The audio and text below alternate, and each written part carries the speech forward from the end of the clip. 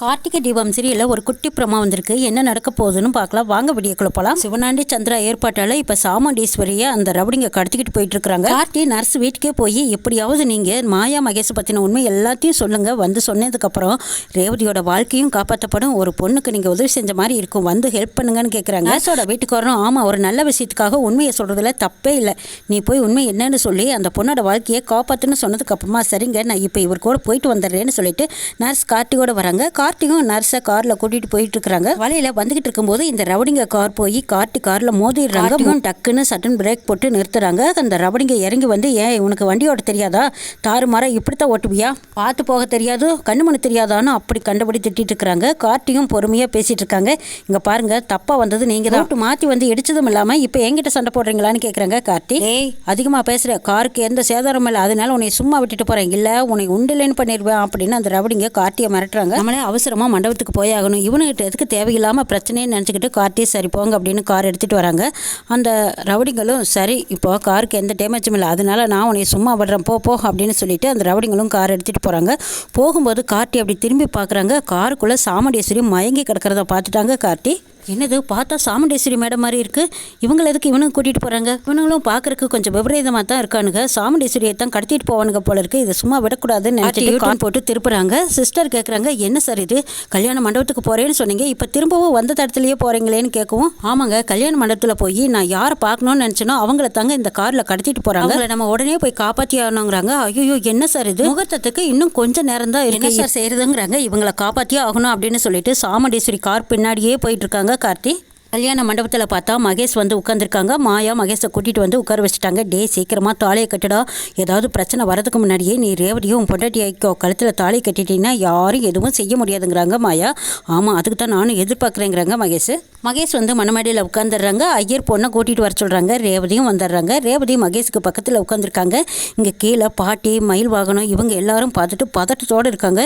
என்னது கார்த்தி போனவனையும் காணா, இந்த பக்கமாக சாமுண்டீஸ்வரி அத்தை நின்றுட்டு இருந்தாங்க, இப்போ அவங்களையும் காணுமேங்க மயில் வாகனம். பா முருகா, என்னப்பா சோதனை இது, நீ தானே என் பேத்திக்கும் பேரனுக்கும் கல்யாணம் நடக்கும்னு சொன்னியே, இப்போ என் பேரனையும் வீணா போனவன் என் பேத்தி பக்கத்தில் உட்காந்துருக்கானே, அப்பனே முருகா எப்படியாவது என் பேரனை கொண்டு வந்து சேர்த்து என் பேரனுக்கும் பேத்திக்கும் கல்யாணம் நடக்கும்னு நீ சொன்ன வாக்கு பழிக்கணும்னு வேண்டிட்டு இருக்காங்க பாட்டி.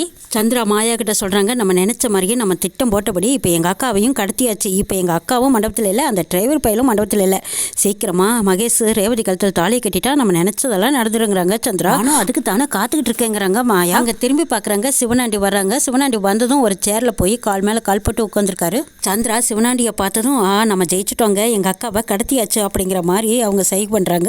சிவனாண்டியும் எல்லாம் என்னோட ஏற்பாடு தான், உங்கள் அக்கா இன்னும் கல்யாணம் முடிகிற வரைக்கும் வரவே முடியாது பாருங்கிற மாதிரி அவங்களும் தலையசிக்கிறாங்க. சிவனாண்டியை பார்த்து எப்படியோ நம்ம எங்கள் அக்கா விஷயத்தில் ஜெயிச்சிட்டோம் அப்படின்னு சந்திரா ஒரு விரலை தூக்கி நம்ம தான் ஜெயிச்சோங்கிற மாதிரி கட்டிட்டு இருக்கிறாங்க. மாயாவும் மகேஷ் கிட்ட போய், டேய் நம்ம ஜெயிச்சிட்டோம்டா, எல்லாம் நம்ம நினச்ச மாதிரியே நடக்குது, சீக்கிரமாக இந்த ரேவதி கழுத்தில் நீ தாலியை கட்டிடு, எந்த தடையும் இனிமேல் வராதுங்கிறாங்க மாயா.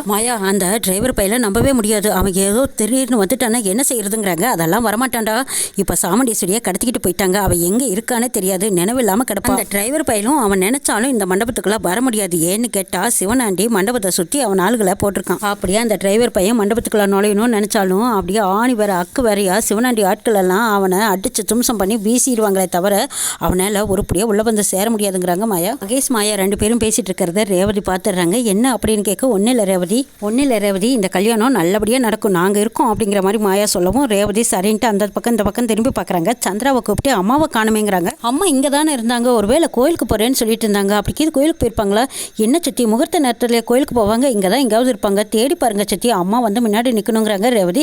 ஓ சரி ரேவதி, இரு நான் பார்த்துட்டு வரேன், ஒரு வேளை வெளியில் இருக்குது அங்கே இங்கே போயிருப்பாங்களோ அப்படின்னு சொல்லிட்டு சந்திரா தேடுற மாதிரி வெளியில் வந்து பார்க்குறாங்க. சிவனாண்டி சந்திராவை பார்த்து, என்ன சந்திரா என்னாச்சு அப்படின்னு கேட்கவும், அதெல்லாம் ஒன்றும் இல்லைங்க, சும்மா ஆக்டிங் தான், ரேவதி அவங்க அம்மாவை காணான்னு கேட்குறா, நான் தேடுற மாதிரி தேடிட்டு இருக்கேங்கிறாங்க. ஓ அப்படியா, சரி மண்டபத்தை ஒரு சுற்று வந்துடும், அதுக்குள்ளேயே கல்யாணமாக முடிச்சிருங்கிறாங்க சிவனாண்டி. அதுக்கு தாங்க ஐடியா பண்ணிவிட்டு இப்போ இந்த பக்கம் வந்துட்டேன், நான் ரேவதி கேள்வி மேலே கேள்வி கேட்டு தொலைச்சி எடுத்துருவா, அவளுக்கு சந்தேகம் வந்துடும், அந்த சந்தேகம் வராத மாதிரி நம்ம பார்த்துக்கணுமில்ல, அதான் இந்த பக்கம் வந்தேங்கிறாங்க. சரி பார்த்துட்டு சீக்கிரமாக மணமடிக்கு போங்கிறாங்க. ஐயர் தாலி எடுத்து கொடுத்து மாயா கிட்ட எல்லாத்துக்கிட்டையும் ஆசீர்வாதம் வாங்கிட்டு வாங்கன்னு கொடுக்குறாங்க. மாயாவும் அந்த தாலியை வாங்கிட்டு போய் எல்லாத்துக்கிட்டையும் ஆசீர்வாதம் வாங்கிட்டு இருக்கிறாங்க. நேராக பாட்டிக்கிட்ட போகிறாங்க. பாட்டி மாயாவை பார்த்து முறைச்சிட்டு இருக்காங்க. மயில் மயில் வாகனத்தை பார்த்து நக்கலாக சிரிக்கிறாங்க மாயா. என்னப்பா உங்கள் முயற்சியெல்லாம் தோற்று போச்சா? நாங்கள் நினைக்கிறதா நடக்கும். இந்த கல்யாணத்தை யார் நினைச்சாலும் நிறுத்தவும் முடியாது, தடுக்கவும் முடியாது. மகேஷ்க்கும் ரேவதிக்கும் கல்யாணம் நடக்கும், இருந்து நல்லா பார்த்துட்டு போங்கங்கிறாங்க மாயா. மயில் வாகனம் பாட்டி இவங்க எல்லாத்தையும் பார்த்து இலக்காரமாக சிரிச்சுட்டு அந்த பக்கமாக போய் தாலிக்கு ஆசீர்வாதம் வாங்கிட்டு இருக்காங்க மாயா. என்னப்பா மயில் வாகனம், அந்த முருகரே சொன்னார் என் பேரனுக்கும் பேத்திக்கும் தான் கல்யாணம் நடக்கணும். நீங்களும் ஏதோ பண்ணி பார்த்தீங்க, ஏதோ மாப்பிள்ளையை கடத்துறேன்னு சொல்லி வேறு யாரையோ கடத்தி வச்சிங்க. இப்போ மாப்பிள்ளையும் வந்து உட்காந்துட்டான். இவன் இப்போ ரேவதி கழுத்தில் தாலி கட்டிடுவான் போல இருக்கே, நம்ம நினச்சதெல்லாம் நடக்காது போல இருக்கே. இப்போ என்னப்பா பண்ணுறதுன்னு பதட்டத்தோடு கேட்குறாங்க பாட்டி. பாட்டி நீங்கள் ஒன்றும் கவலைப்படாதீங்க, எப்படியும் கடைசி நேரத்துலையாவது முருகன் கைவிட மாட்டான், நிச்சயமாக ஏதாவது ஒன்று நடக்கும் பாருங்கன்னு சொல்லிட்டு இருக்காங்க மயில் வாகனம். போப்பா நீயும் எனக்கு ஆறுதல் சொல்லிட்டு தான் இருக்க, ஆனால் இப்போ வரைக்கும் என் பேரனையே காணுமேங்கிறாங்க பாட்டி. ரேவதி அவங்க அம்மாவை தான் தேடிட்டே உட்காந்துருக்காங்க. அங்கே மாயா எல்லாத்துக்கிட்டையும் ஆசீர்வாதம் வாங்கிட்டு வந்து ஐயர்கிட்ட கொடுக்குறாங்க. ஐயர் தாலி கட்ட நேரம் வச்சுன்னு தாலி எடுத்து கொடுக்குறாங்க. மகேஷ் அந்த தாலி எடுத்து ரேவதி கழுத்தில் கட்ட போகும்போது நிறுத்துங்கன்னு சொல்லிக்கிட்டு சாமுண்டீஸ்வரி வராங்க. சாமுண்டீஸ்வரி உள்ள வந்து பார்க்கும்போது அவங்க தலையில கட்டு போட்டிருக்காங்க. பார்த்ததும் ரேவதி பதறி போயிடுறாங்க. அம்மா உங்களுக்கு என்னாச்சு அப்படிங்கிறாங்க. கோயிலுக்கு போயிருக்கிறதா சித்தி சொன்னாங்களே, எங்கம்மா போனீங்கன்னு கேட்குறாங்க ரேவதி. இதை பார் ரேவதி, சித்தின்னு பேச்சுக்கு ஒருக்கா சித்தின்னு சொல்றியே, இந்த சந்திரா என் தங்கச்சி, இவன் நல்லவ கிடையாது.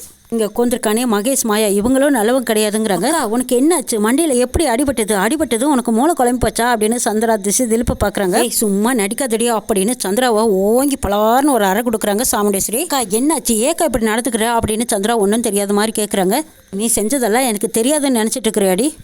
அம்மா நீங்கள் என்ன பேசிகிட்டு இருக்கீங்க? நம்ம சித்திவா இப்படி சொல்கிறீங்கன்னு கேட்குறாங்க ரேவதி. ஆமாம் சந்திராவையாக தான் சொல்கிறேன். மகேஷ் மாயா சந்திரா 3 பேரும் கூட்டு கலவாணி ரேவதி. 3 பேருமா சேர்ந்துக்கிட்டு என்னெல்லாம் காரியம் பண்ணியிருக்காங்க தெரியுமா? அதை பற்றின உண்மைகள் எல்லாம் புட்டு வைக்கிறேன் கேளுன்னு சிவனாண்டியை பார்த்து சொல்லிட்டு இருக்காங்க சாமுண்டேஸ்வரி.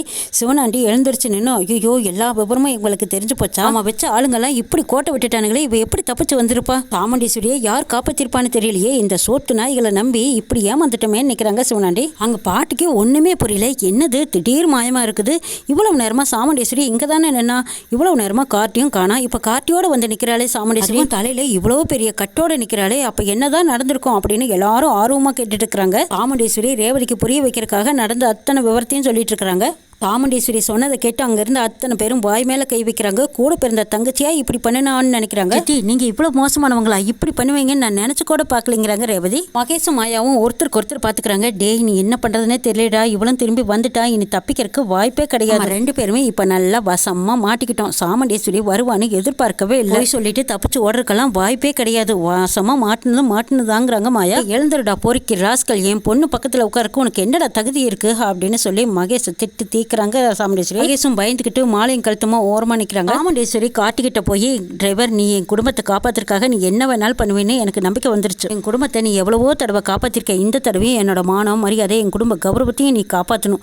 என் பொண்ணு ரேவதி கழுத்தில் நீ தான் தாலியை கட்டணும். தாலி கட்டுங்கிறாங்க சாமுண்டேஸ்வரி. மேடம் நீங்கள் என்னை தப்பாக புரிஞ்சுக்கிட்டீங்க, நான் தாலி கட்டணுங்கிற நோக்கத்துல எல்லாம் வரவே இல்லை. உங்கள் குடும்பத்தை காப்பாற்றணும்னு நினச்சேன். ரேவதி ரொம்ப நல்ல பொண்ணு. ரேவதியை காப்பாற்றுறதுக்கு தான் நான் இவ்வளோ தூரம் போராடினே தவிர நான் அவளை கட்டிக்கணும்னு நான் நினச்சி கூட பார்த்தது இல்லைங்கிறாங்க கார்த்தி. பொண்ணுக்கு ஏற்ற மாதிரி ஒரு நல்ல மாப்பிள்ளையை நான் பார்த்து வச்சிருக்கேன்னு சொல்லி நவீனை கூப்பிடுறாங்க. நவீனும் வந்து நிற்கிறாரு. நவீன் வந்து ரேவதியை பார்த்துட்டு ஐயோ இவங்க தான் ரேவதியா, நான் பார்த்தது வேறு பொண்ணாச்சே, அவங்களாம் ரேவதியா அப்படின்னு நவீன் சொல்லவும், இல்லை நான் சொன்னது இவங்க தானே சொல்கிறாங்க கார்த்தி. சாரி ப்ரோ, நான் விருப்பப்பட்ட பொண்ணு இந்த பொண்ணு இல்லை, நான் அந்த பொண்ணை தான் கல்யாணம் பண்ணிக்குவேன்னு துர்காவை கை கட்டுறாங்க நவீன். நான் ரேவதியை கல்யாணம் பண்ணிக்கோங்கன்னு தான் சொல்லி கூட்டிகிட்டு வந்தேங்கிறாங்க. இல்லைப்பா மயில் வாகனம் இவங்க தான் ரேவதின்னு சொல்லி துர்காவை கை கட்டினாங்க. துர்காவுக்கும் என்ன பிடிச்சிருக்கு, எனக்கும் துர்காவை பிடிச்சிருக்கு. அங்கே 2 பேருமே கல்யாணம் பண்ணிக்கிற முடிவுலையும் இருக்கும்னு சொல்லிடுறாங்க நவீன். இப்படி ஆள் மாற்றி ஆள் பேசிட்டு இருக்கிறத பார்த்துட்டு இருந்த சாமுண்டேஸ்வரி, இங்கே பாருப்பா டிரைவர் ராஜா, என் பொண்ணு கழுத்தில் நீ தான் தாலியை கட்டணும். என் பொண்ணுக்கு ஏற்ற ஜோடி நீ தான், என் குடும்பத்தை காப்பாற்ற வரவனும் நீ தான். எனக்கு மாப்பிள்ளைய வரக்கூடிய தகுதி உனக்கு மட்டுமே இருக்கு. நீ தான் எங்கள் வீட்டு மாப்பிள்ளை. நீ நான் சொன்ன கேப்பியல்ல, என் பொண்ணு கழுத்தில் தாலியை கட்டுன்னு கேட்குறாங்க சாமுண்டேஸ்வரி. மேடம் ஏதோ உங்கள் குடும்பத்து மேலே அக்கறைப்பட்டினே தவிர உங்கள் பொண்ணு மேலே நான் ஒன்றும் கல்யாணம் பண்ணிக்கணும்னு ஆசைப்படலைங்கிறாங்க கார்த்தி. டிரைவர் ராஜா, உன்னை பற்றி எனக்கு நல்லா தெரியும், நான் சொன்னால் மறுக்க மாட்டேன்னு தெரியும். நீ என் பொண்ணு கழுத்தில் தாலியை கட்டி என் பொண்ணுக்கு ஒரு கௌரவமான வாழ்க்கையை கொடுக்குற, அதான் என் வீட்டுக்கு நீ செய்கிற நன்றி விசுவாசம். தயவு செய்து என் பொண்ணுக்கு வாழ்க்கை கூடன்னு கெஞ்சி கேட்குறாங்க சாமுண்டேஸ்வரி. பாட்டி இதெல்லாம் பார்த்துட்டு இருக்காங்க. அடே அப்பா சாமுண்டேஸ்வரியே என் பேரங்கிட்ட கெஞ்சுறா, என் பேட்டி கழுத்தில் தாலி கட்டுறதுக்கு இவனுக்கு என்ன கசக்குதாக்கும். எப்பா உங்க முதலாளி அம்மா தான் இவ்வளோ தூரம் கேட்குறாங்கல்ல, அந்த பொண்ணுக்கு வாழ்க்கை கொடுங்கிறாங்க பாட்டி. உங்க நடிப்பெல்லாம் எனக்கும் தெரியும் பாட்டிங்கிற மாதிரி கார்த்தி பாட்டியை பார்க்குறாங்க. 2 குடும்பமும் ஒன்று சேரணும்னா உன் கையில் தான்ப்பா இருக்குங்கிற மாதிரி பாட்டி பார்க்குறாங்க.